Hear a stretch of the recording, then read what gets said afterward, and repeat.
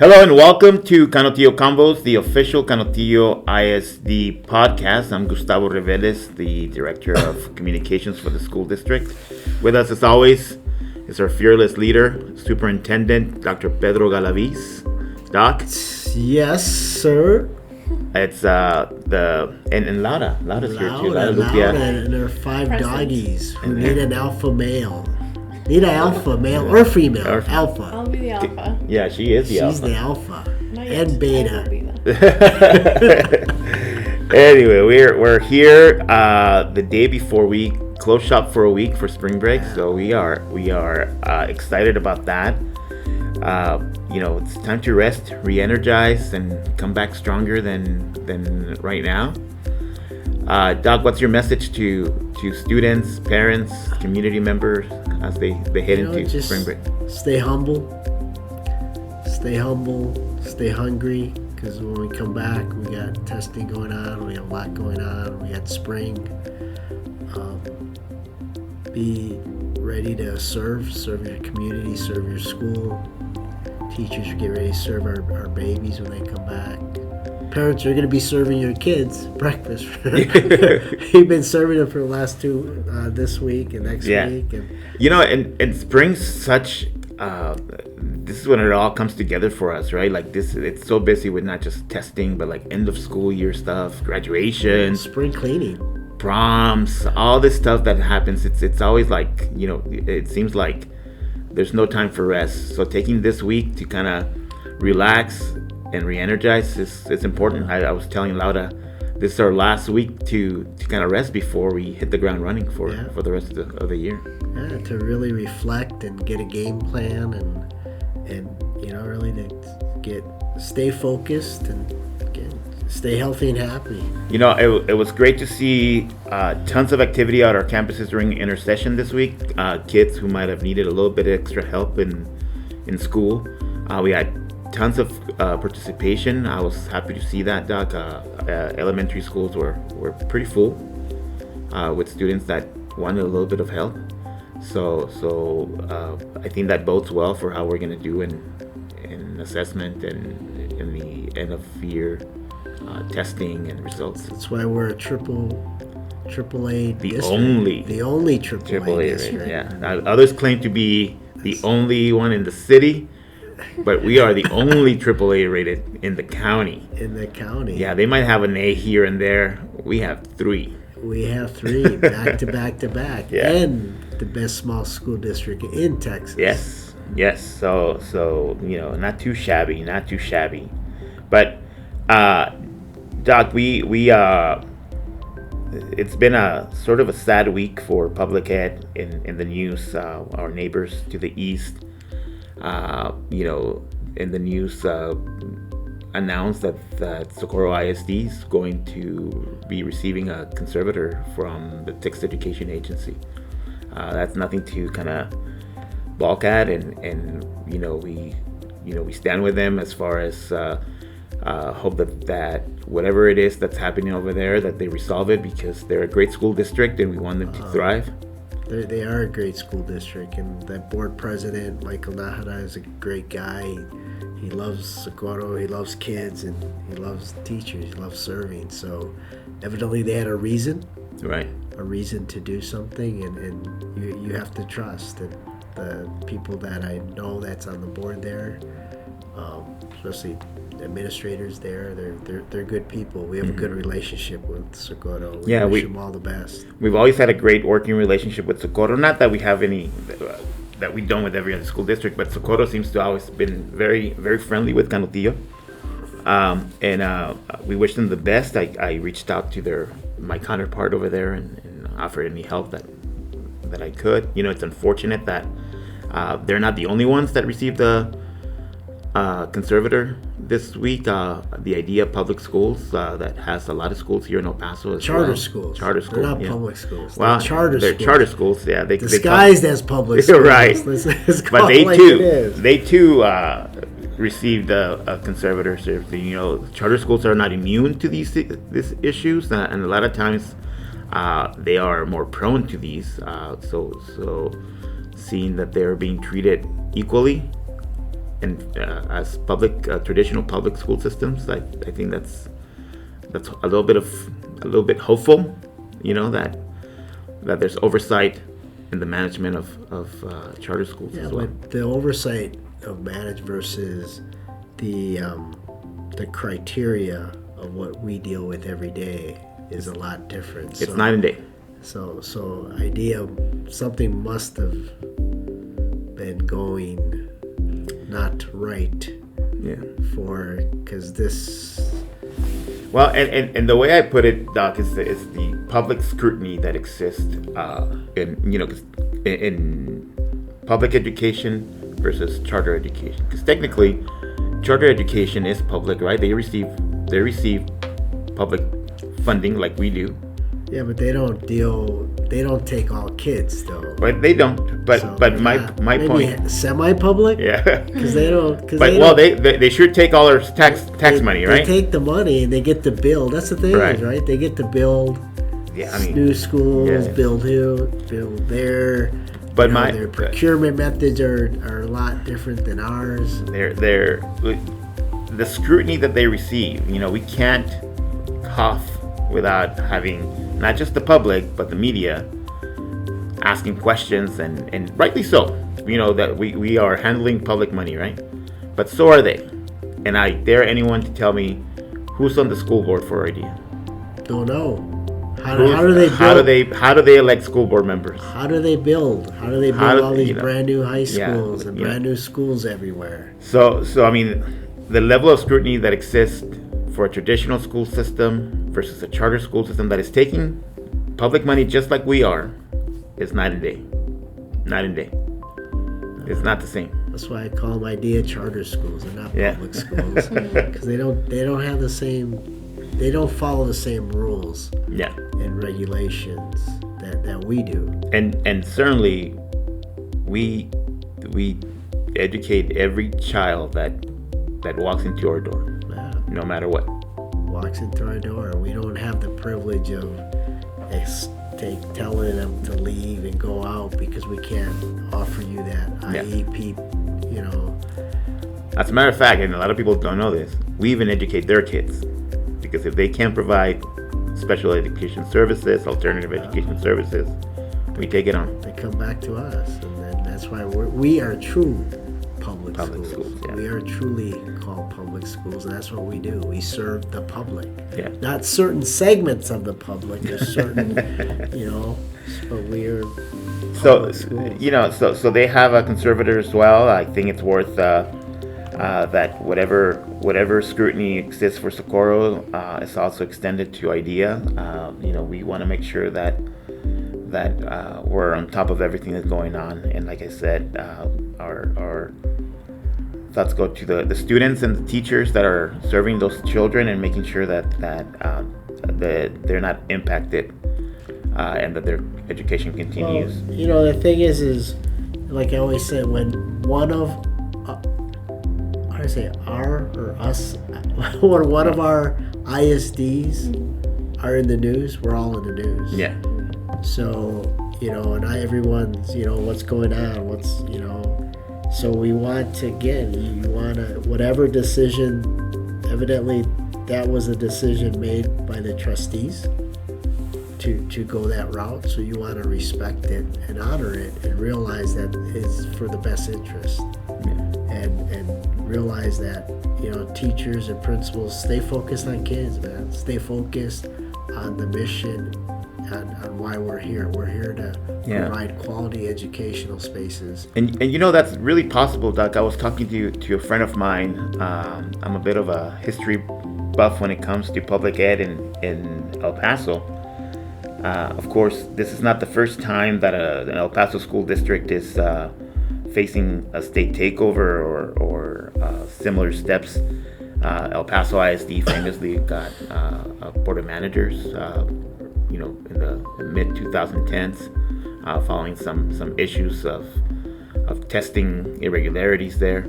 And Isleta, back in the 90s and 2000s as well, had what they called back then a master because of governance issues. And in both those instances, even though the state was in the boardroom, the classrooms thrived, teachers did their job, and students graduated to great acclaim. So it is possible to do that. It's not, this is a matter of the boardroom, the administration, but not the classroom. You want to keep it, separate, because the classroom, these babies are going to come, no matter what. No matter what. They're off the next 2 weeks, but come March 18th, Monday, they're going to get up, running to that classroom, ready to go, ready to learn. And kids are very resilient. It's the adults that are very rigid, and this is part of life, and everything in life you learn, and hopefully not only Socorro, but we all learn. Yeah. We learn from what happened, and we all, it's to get better. So speaking of getting better, and adults, speaking of adults, we had that incident at soccer this week. Yeah, I woke up to FitFam telling me that we had some issues at a soccer game on Wednesday night. So some parents got a little heated and testy there with the refs and some of our tops. That's what I don't understand with these parents. It's like, dude, relax. It's just a game. Have fun. Yeah. You're modeling for your kids, and for you to be yelling at refs and calling them names, and nobody makes enough money to deal with that. Yeah, and there's issues. Go address them and say something. But we had parents who were pretty loud and disruptive. That had to be escorted out, and even after they were escorted out, continued to create some issues outside of the stadium. Like you said, this was done in front of students. This was done in front of students that can see that and determine, well, that's if adults can do that, that's behavior that's okay to mimic. You're condoning it's okay to yell and call names at referees. Yeah. Why? And then it was the officials, right? Yeah. Give them that respect. And it's a game, and yes, is there a bad call? Yeah, guy en cuando, but is it enough to yell and I guess on FitFam, there's someone holding a baby, and that and our officers are just trying to do their job and just say, and I spoke to our chief of police, and he was telling me some of the consequences that parents can face, and they're pretty significant, Doc. I mean, we parents who have who don't abide by the expectations that we set for these events, right? We set expectations for parents that they're going to be respectful and courteous, and that they're going to follow the rules that we expect students to follow. And if they don't, they might face criminal trespassing charges, and that means that you will not be able to come to a school event even if your child is participating. And we're talking graduations, school performances, parent-teacher conferences, all these things that it's important for you to attend and that you want to attend. If you continue to display behavior that is unacceptable, you may be banned from it, no matter what, no questions asked. So it's imperative that we follow those expectations that are set. Well, it's also, you because it goes on something like FitFam, right? Yeah. And that gets out. And so what is that reputation, or what does that say about Galaviz and parents? Yeah. Right? What is that, so you're modeling and it goes, it's just it's sad. It is sad because we know we're a community of immense pride, that people love being from Canutillo, that people take pride in having grown up here, having gone to Canutillo High School, having being an Eagle, and that it means so much to so many people to be from this community.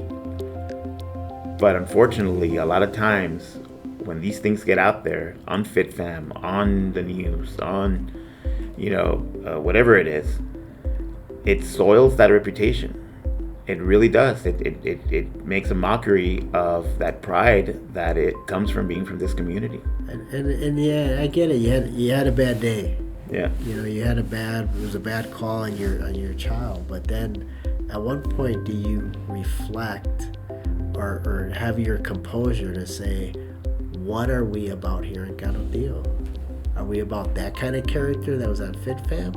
Or are we about character, about calmness and composure and respect and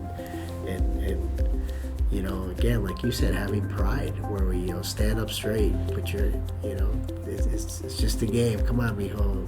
Tomorrow's, the sun's going to come up tomorrow. It's not the end of the world. Get him tomorrow. Yeah, we'll get him tomorrow. Yeah. So practice harder. That's what Galaviz is about. It's about work ethic and working hard. And about proving people wrong. Proving them wrong. And Yeah. right now, Fit Fam, you proved them right. Yeah. Proved them right. That reputation. So now it's like, how do we bounce back? And again, I forgive you. You know, I really do. And hopefully, you know, the kids learn. I know they play tomorrow at El Paso High at 10 a.m. And again, everything's a learning opportunity. Yeah, the season ends tomorrow, but we hope that as we move forward with other sports and other other seasons, that we continue to showcase that kind of Galaviz pride, that we yell and scream, but in support of our kids, not to officials. Yeah, not to officials, or just. So Doug, we're also going to talk a little bit about the budget. That's something that's on the top of our minds 24/7. We are no secret. We've been pretty open about this. We've been talking about the projected deficit of $7.8 million that we're expecting for next budget season. It's a daunting task for us to try and come up with cost-saving measures to make sure that we remain solvent and remain good stewards of public funds. Your staff's working around the clock to address this issue, but we're gonna have to make some difficult choices. Yeah, we're gonna, like you mentioned, $7.8 million. So our goal is to balance that budget by the end of next year. Because if we don't, you're talking about, possibly being bankrupt. You're talking about, not having any money in our savings account, not being able to pay bills. And you talk, again, the lighting, the utilities the critical expenditures that we have that we're going to have to afford. So we're going to have to make some decisions. I think we're going to do a thought exchange and ask the community. We're going to talk to our district advisory committee, bring in our recent facilities assessment committee, so we can all, when it comes down to it, what are we going to cut to hit 7.8? And that's the hardest thing, because nobody wants to cut. People want change without change, and it's like you're gonna have to. That's a decision, right? That's this survey and thought exchange we're sending out is meant to ask people, where do we cut? We have to cut. There's no choice. We have to cut, right? And we've already made significant cuts. We've made significant, because we know people are gonna say, cut central office. And we agree. We don't do anything. Yeah, we agree. We had to cut central office, and we have. We're going to be cutting it by 23, 25. Yeah, 25 people. And we already cut budgets. We already cut frozen spending here. We're trying to avoid having to cut when it hits students, right? But the bottom line is 85% of our budget is on those campuses. We can't cut from only 15% of. You're going to have to cut services that are maybe 1 or 2 tiers away from the classroom. Yeah. That's what you're getting. That's what it comes to when I analyze the data and I analyze that's your timer. That's my timer. That's my timer. Done. But again, when I analyze the data and I analyze, it's going to impact schools. Yeah. It's going to impact operations because it's not sustainable what we're doing. And again, we brought the board last month some opportunities, and then, well, no, not that, not this, not that, and, it's not sustainable. Yeah, unfortunately, and I hate to put it in these terms, but it's gonna have to hurt a little bit. The cuts we make are going to be significant, and we can't be to me, the bond, I'm not even thinking about it. Yeah. I'm thinking about our current situation today. Well, the bond is irrelevant if we don't survive, right? If we're bankrupt, we can't even. Well, that's why I said I'm not even thinking about that. Right. I've done it twice, and was that shame on you, shame on me, and like blah blah blah and all that stuff. I'm like, if it whatever. All I know is today, this is where we are. We're 7.8, and we need a cut. Yeah. And it's going to, like I said, 2 years away from the classroom. It's gonna impact. Yeah. So be on the lookout this weekend for an email from the school district. We're also gonna post links on our website and our social media. We want to hear from you. Let us know what your ideas are, what you think we can do to make these cuts and make them a little bit more palatable. Yeah, it's not gonna be easy. It's not easy, but unfortunately, it's gonna take some sacrifice from all of us to get in the black, and hopefully the state comes through, Doc. I mean, I know we sound like a broken record, but we're in this situation because the state did not come through with the state funding formula that works for school districts. And Doc, anyone that says, well, you just didn't manage your money well, I urge them to do a Google search for the terms school budget Texas and just take a look. I take a look at what comes up. All the other ISDs. And it's not just in El Paso, and it's all over Texas. It's dozens, if not hundreds, of school districts. And that's why you're going to blame all superintendents and all school boards that across Texas. I mean, where it's vast majority. I think we did a survey. If we got one from the Texas school business about all the. Everyone was a yes. Every other ISD was yes. They're going to adopt a deficit budget. Yeah, it is because of the inaction by our legislative. So. I understand, some people want to blame and focus and, blame the board, superintendent, but, really? When we're all in this together? And the one variable is the inaction by our governor and our legislative to do nothing? And playing politics with the billions of dollars in surplus that they have. Billions of dollars that were designed to be funneled down to public education. So happy spring break. Happy spring break. We want to have a relaxing spring break, yes, but we also know that we're facing some daunting challenges, and we're gonna need the public's cooperation and understanding to get through it. Yeah, and we're gonna need a lot of prayers and blessings because again, we're gonna need a lot of love in the world. Yeah. I was looking. Oh yeah! Congratulations. Oh, thank you. Congratulations. Thank you. You're the Democratic. I know you can't promote yourself, but I can say it. But you're Democratic. It's just a fact. I've the Democratic nominee for the State Board of Education District 1, which covers swath of the border, including El Paso and Laredo.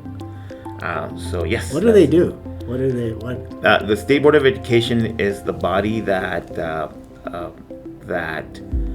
determines the curriculum for the state.